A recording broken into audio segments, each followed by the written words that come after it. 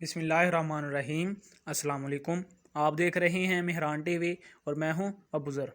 आज हम एक और शॉर्ट स्टोरी जो कि एंटोन चेखोव एक रशियन राइटर हैं, प्ले राइट भी हैं, ठीक है, उन्होंने लिखी है जिसका नाम है the man who lived in a shell.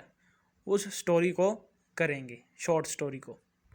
Story का आगाज़ कुछ ऐसे होता है कि दो बंदे हैं, एक का नाम है आइवन आइवनिच, ठीक है, ये है वेटरनरी सर्जन, ठीक है, और दूसरे का नाम है बर्किन जो कि हाई स्कूल टीचर है।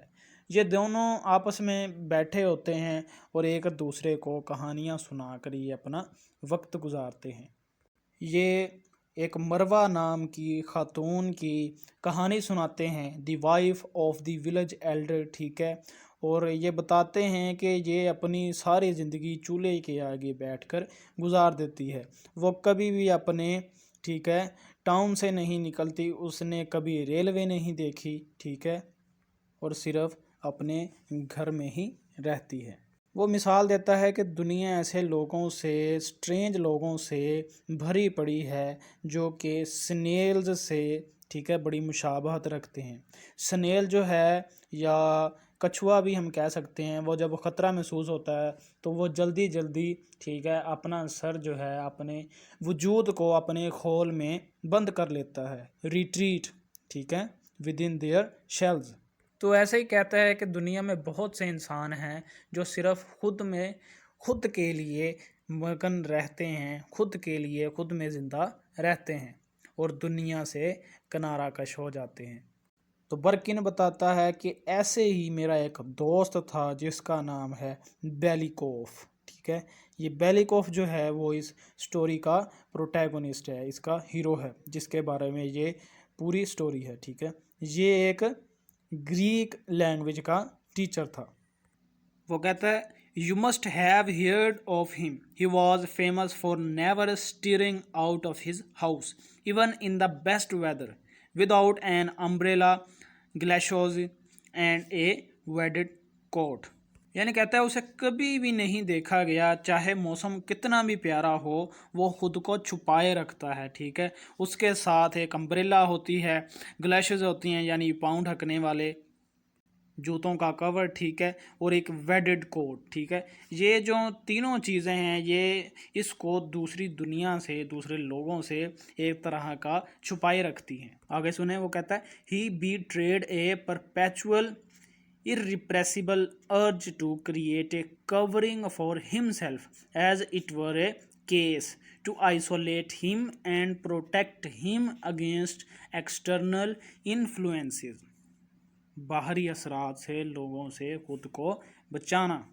He always praised the past and things which had never had any existence, ठीक है, वो रियलिटी पे नहीं रहता, ठीक है, और हमेशा हिस्ट्री में खोया रहता है और ऐसी चीज़ों के बारे में सोचता है जिनका वजूद ही नहीं। और वो बताता है कि वो तकरीबन 15 साल तक स्कूल में पढ़ाता है। अब सुने, और वो कहता है, लाइक बेलिकोफ, ठीक है ना, यानी बेलिकोफ ही की तरह the people in our town have begun to be afraid of everything. They are afraid to speak loudly, write letters, make friends, read books, help the poor, teach the illiterate। यानी ये बेलिकोफ की भी खुसूसियात हैं, आइसोलेशन, एलियनेशन। आगे बर्किन बताता है कि बेलिकोफ और मैं एक ही घर में रहते थे, ऑन द सेम फ्लोर, ठीक है, और उसके घर का दरवाज़ा, उसके रूम का, उसके अपार्टमेंट का, कहता है, मेरे दरवाजे के सामने था। फिर जो बर्किन है वो बताता है कि हमारे स्कूल में हिस्ट्री और जियोग्राफी का एक नया टीचर आता है जिसका नाम है कोवालेंको मिखाइल साविच। ये एक यूक्रेनियन है और इसके साथ होती है इसकी सिस्टर वरिया। She is the heroine of this story, ठीक है। बेलिकोफ जो है वो 40+ एज का है, जो वरिया है वो तकरीबन 30 साल की है, ठीक है, 30 ईयर्स, या इससे ज़्यादा है थोड़ी सी या इससे कम। वरिया को सिंगिंग का बहुत शौक़ है और वो अक्सर कुछ ना कुछ गुनगुनाती रहती है और इसका असर जो है वो बेलिकोव पर बहुत होता है emotionally. बेलिकोव he sat beside her and said with a honeyed smile, the Ukrainian tongue, in its sweetness and delightful sonority, is reminiscent of the ancient Greek। यानी उसकी बड़ी तारीफ करता है। ऐसे ही आहिस्ता आहिस्ता इन दोनों में अटैचमेंट जो है वो बढ़ती जाती है, मगर जो मेन पॉइंट है जहाँ वो ये है कि Belikov is unable to express his emotions and feelings. तो जो वरिया है या वरेंका है वो एक यंग लड़की है, ठीक है, और वो बेलिकोव को ऐसे ट्रीट करती है, यानी एक तो वो ऑपोजिट सेक्स है, ठीक है ना, उसमें भी अट्रैक्शन होती है। दूसरा वो उसे ट्रीट ऐसे करती है कि जो बेलिकोव है वो इससे बहुत ज़्यादा अट्रैक्ट हो जाता है, यानी the first women who had ever treated him with affection. तो वो सोचता है कि अब उसे शादी कर लेनी चाहिए, मगर the decision to marry seem to have a painful effect on him. He grew thinner, paler and seem to retreat still further into his shell. यानी सोच सोच के पता नहीं क्या क्या सोचे आई जा रही हैं उसके दिमाग में, वो बड़ा पतला हो गया है, पीला हो गया है, यानी वो बीमार किस्म का लग रहा है। अब होता ऐसे है कि वरिया का जो भाई है वो he gave Belikov a nickname of his own, vampire spider. जब उससे पूछा जाता है कि तुम्हारी बहन का रिश्ता होने जा रहा है बेलिकोव से, तो वो कहता है it's none of my business, ठीक है। She may marry a snake for all I care, I am not one to meddle in other people's affair. वो कहता मुझे कोई फ़र्क नहीं पड़ता।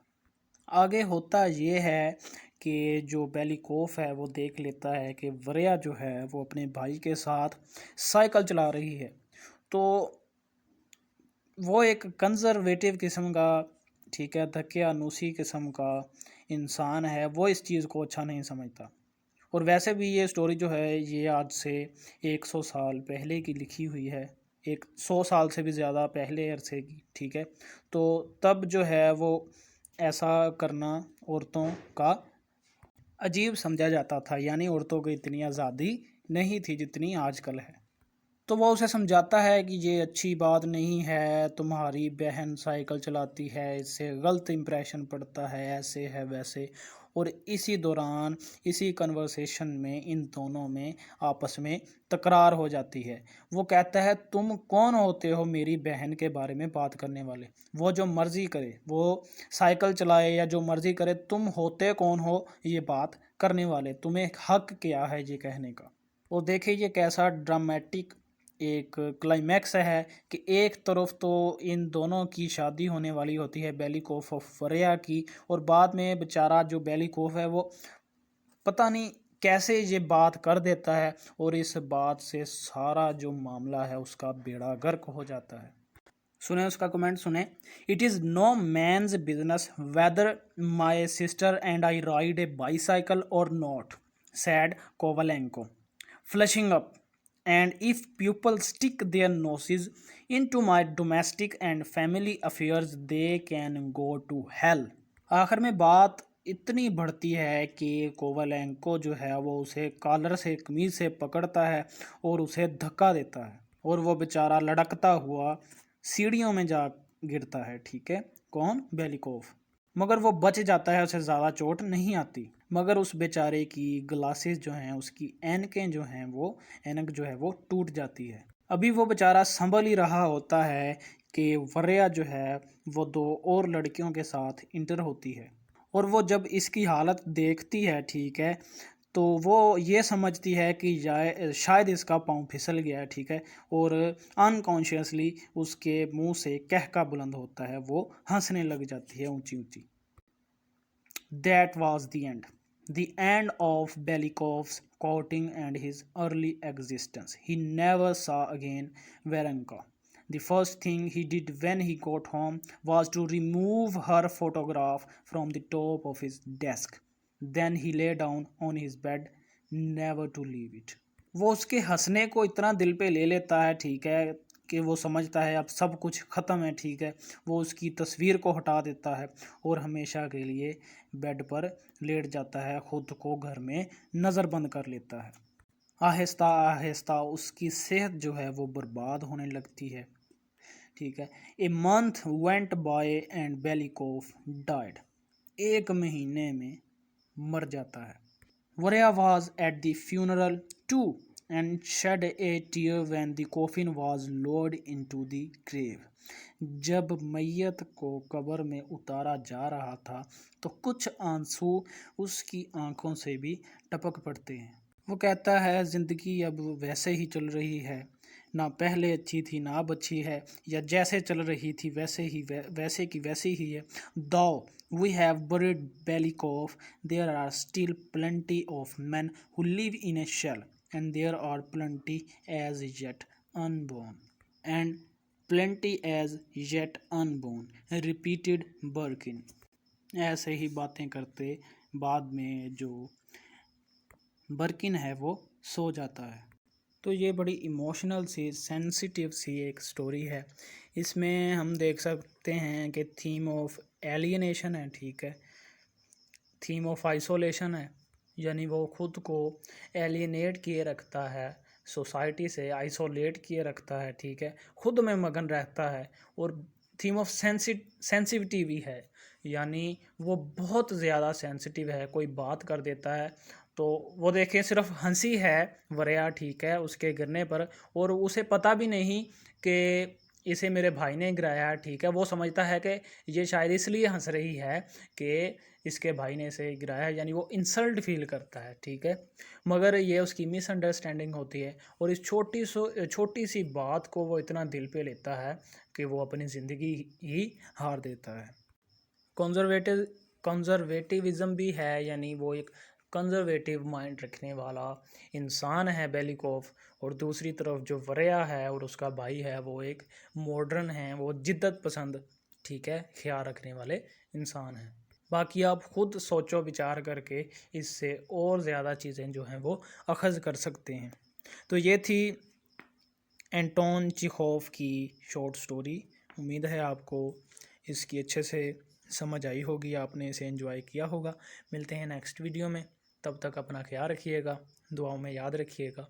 अल्लाह हाफिज़।